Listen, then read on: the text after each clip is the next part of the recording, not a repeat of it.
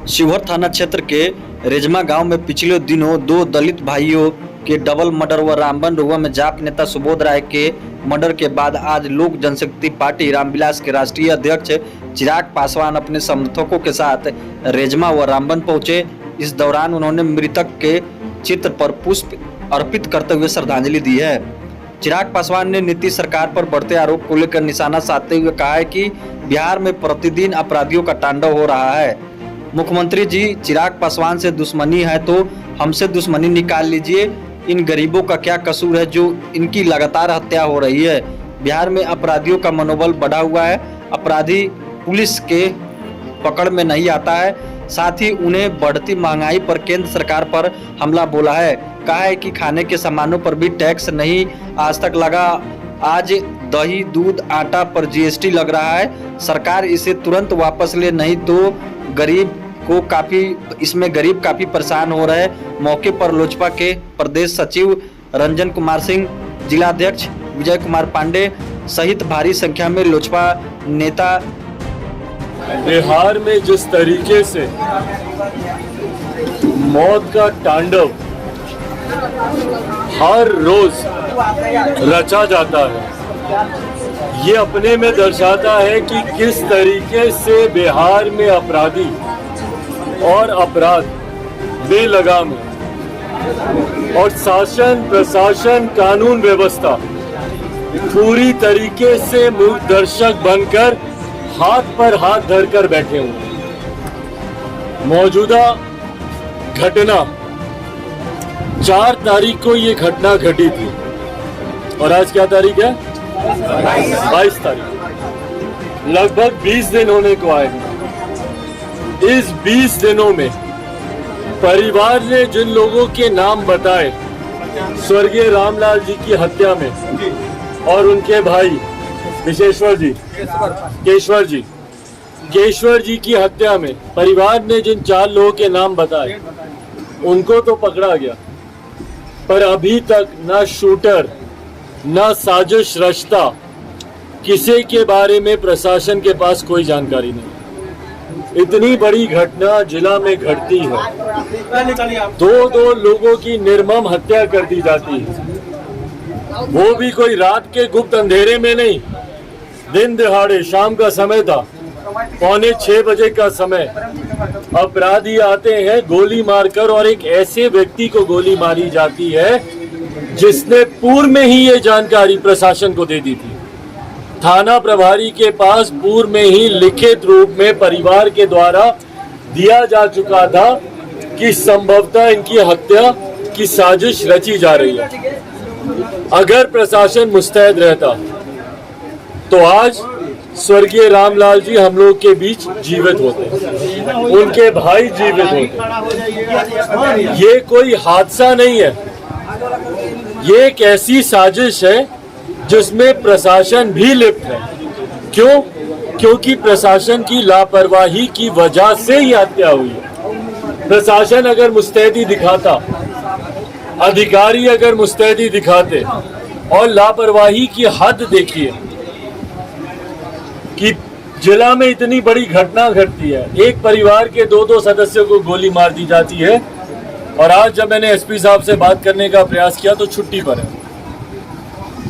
ये अपने में दर्शाता है भैया गंभीरता, कितने गंभीर हैं प्रशासन के लोग अपराध को लेकर। और यही कारण है कि बिहार में अपराध नहीं रुकता और ना कभी रुकेगा। तो आप तो सर क्योंकि ना कभी रुकेगा, क्योंकि मुख्यमंत्री नीतीश कुमार जी, जो कि संजोग से प्रदेश के गृह मंत्री भी हैं, लापरवाही उनकी देख लीजिए कि आए दिन बिहार में हत्याएं होती हैं, पर गिरफ्तारी के नाम पर नीलबट्टा सन्नाटा। अभी तक अपराधियों को गिरफ्तार, और यही कारण है भैया कि अपराधियों के मन में भय नहीं बैठता है। उनको पता है कि ठीक है, आज हम हत्या करके जाएंगे, साजिश रच के जाएंगे, कोई क्या कर लेगा हमारा। और उसी का परिणाम देखिए, 4 तारीख को हत्या की गई और 20 तारीख को अभी परसों पुनः परिवार पर गोली चलाई जाती। और सुरक्षा के नाम पर परिवार को क्या मिला? एक होमगार्ड, ना कोई सुरक्षा कर्मी, ना कोई सुरक्षा की उचित व्यवस्था। उस बूढ़ी माँ का देखिए, बुजुर्ग महिला अपने दो बेटों को खोज, जीवित रहेंगे नहीं रहेंगे, किस दिन उनकी हत्या कर दी जाएगी, इस बात का भय उनके मन में। उनकी इच्छा बस इतनी है कि कम से कम उनके जीवित रहते रहते कम से कम पोता पोती तो रहे, कि उनको कोई मुखाग्नि दे सके। और ये लापरवाही प्रशासन की वजह से है या संरक्षण प्राप्त है प्रशासन का?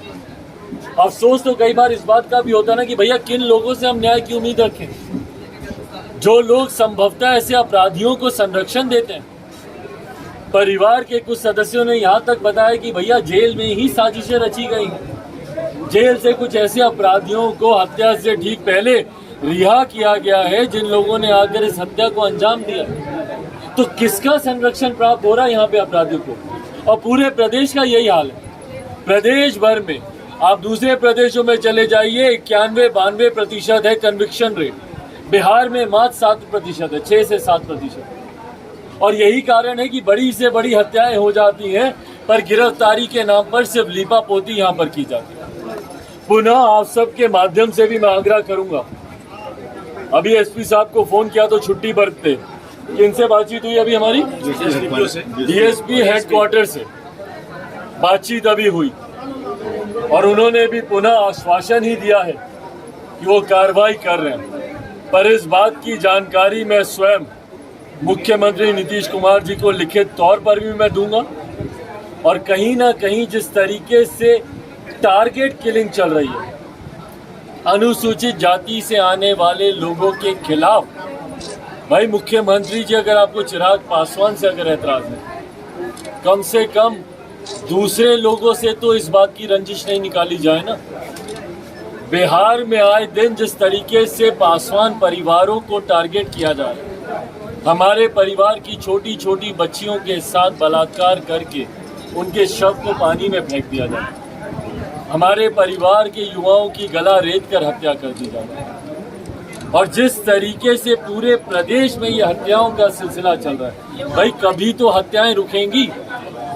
और मुख्यमंत्री से आग्रह इसलिए है क्योंकि प्रदेश के गृह मंत्री भी वही हैं, गृह विभाग की जिम्मेदारी उनके पास है, कानून व्यवस्था गृह विभाग के अंतर्गत आती है और संघीय ढांचे में पूरी जिम्मेदारी राज्य सरकार की बनती है। तो मैं उम्मीद करता हूं कि कम से कम अब मुख्यमंत्री नीतीश कुमार जी गंभीर होंगे इन हत्याओं के सिलसिले को लेकर, और उसकी रोकथाम पे कम से कम अपनी भूमिका जो उनकी जिम्मेदारी बनती है, उस जिम्मेदारी को कम से कम वो जरूर निभाएं। कोई सवाल आपसे? केंद्र सरकार से आपके माध्यम से भी मैं आग्रह करता हूं, भाई हम लोगों ने नहीं सुना कभी कि खाने पीने की वस्तुओं पर, दूध दही चूरा के ऊपर भैया अब जीएसटी लगेगा। महंगाई की मार वैसे ही जनता झेल रही है।